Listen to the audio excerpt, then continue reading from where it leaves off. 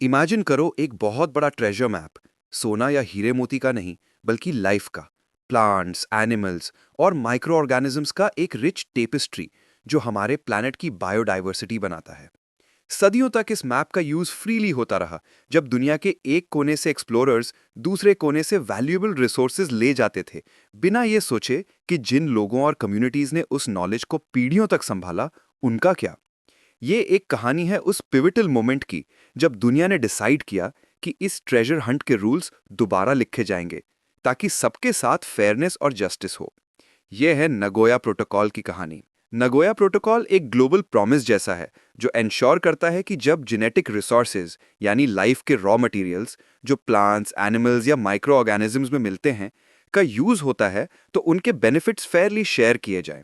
सिर्फ लैब्स और फैक्ट्रीज वाले लोग उन्हें पॉकेट ना कर लें। ये एक बड़े international treaty, convention on biological diversity यानी सीबीडी, जो 1992 में अर्थ समिट रियो डी जेनेरियो में साइन हुआ था, का हिस्सा है। सीबीडी के 3 बड़े गोल्स थे: बायोडाइवर्सिटी को कंजर्व करना, उसका सस्टेनेबल यूज करना और उससे होने वाले बेनिफिट्स को फेयर और इक्विटेबल वे में शेयर करना। पहले 2 गोल्स पर काम हो रहा था, पर तीसरे गोल के लिए एक क्लियर लीगल सिस्टम चाहिए था, और वही सिस्टम नगोया प्रोटोकॉल ने दिया, जब 2010 में नगोया जापान में मीटिंग में इसे अडॉप्ट किया गया। जब काफी कंट्रीज इसे फॉलो करने को तैयार हो गई, तो 2014 में ये लीगली बाइंडिंग बन गया। अब ये प्रॉमिस रियल लाइफ में कैसे काम करता है?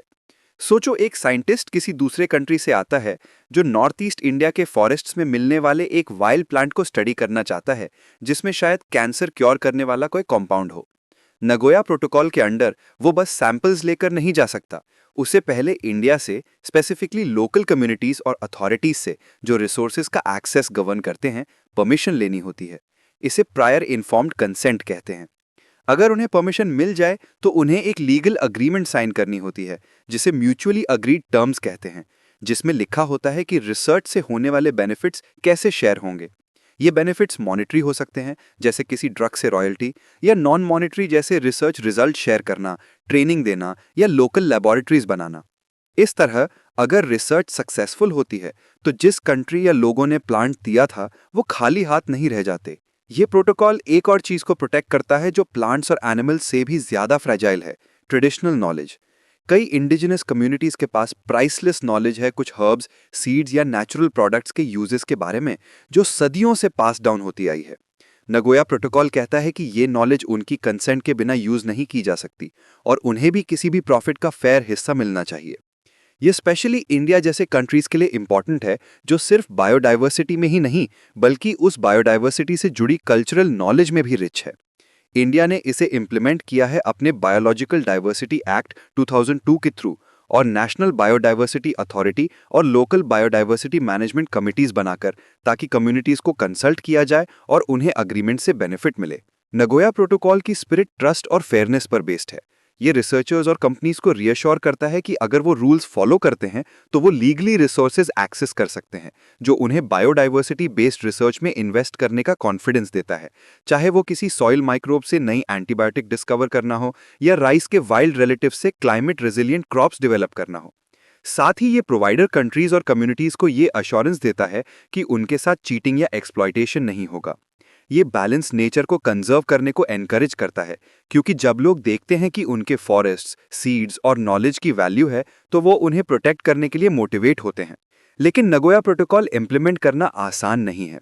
बहुत सी लोकल कम्युनिटीज को अभी तक नहीं पता कि उनके पास ये राइट्स हैं, तो अवेयरनेस बढ़ाना, जैसे रूल्स को हिंदी जैसे रीजनल लैंग्वेजेस में ट्रांसलेट करना जरूरी है। एक और बड़ी चैलेंज है डिजिटल सीक्वेंस इंफॉर्मेशन। आजकल साइंटिस्ट किसी प्लांट या माइक्रोब का जेनेटिक कोड ऑनलाइन डेटाबेसेस में अपलोड कर देते हैं, और लोग बिना फिजिकल मटेरियल को टच किए उसे यूज कर लेते हैं। सवाल यह है कि क्या इस डिजिटल डेटा का यूज करने पर भी बेनिफिट शेयर होने चाहिए? इस पर अभी कोई ग्लोबल अग्रीमेंट नहीं है, और जब तक ये रिजॉल्व नहीं होता, तब तक कुछ लोग डरते हैं कि कंपनीज इंटरनेट से जेनेटिक डेटा यूज करके नगोया प्रोटोकॉल की स्पिरिट को बाईपास कर सकती हैं। एक और चैलेंज है साइंस और फेयरनेस के बीच बैलेंस ढूंढना।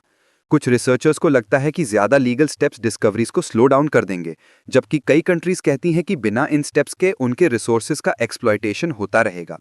ये बैलेंस ढूंढना ट्रिकी है, लेकिन एसेंशियल भी, क्योंकि स्टेक्स हाई है।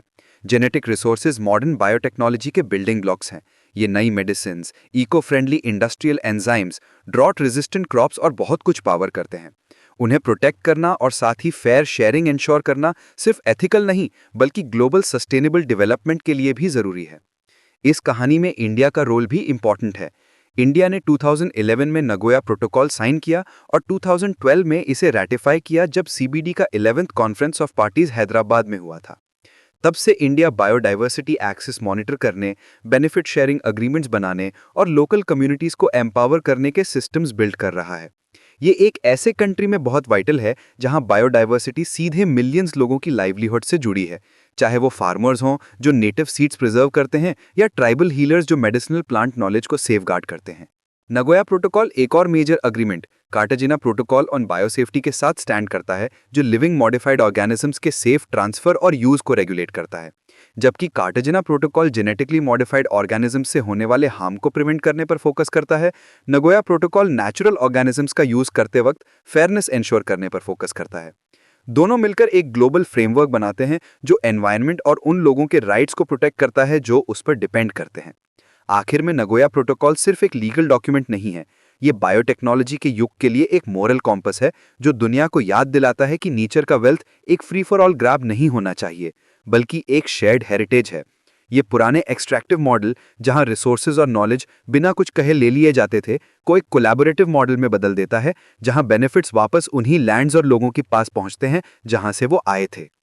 एक फ्यूचर में जहां जेनेटिक रिसोर्सेज की वैल्यू और बढ़ेगी, ये फेयरनेस का प्रिंसिपल हमारे प्लैनेट के लिविंग फैब्रिक को कंजर्व करने की हो सकता है और इंश्योर करेगा कि जिन कम्युनिटीज ने इसे सदियों तक नर्चर किया, उन्हें अब उनका राइटफुल शेयर मिले।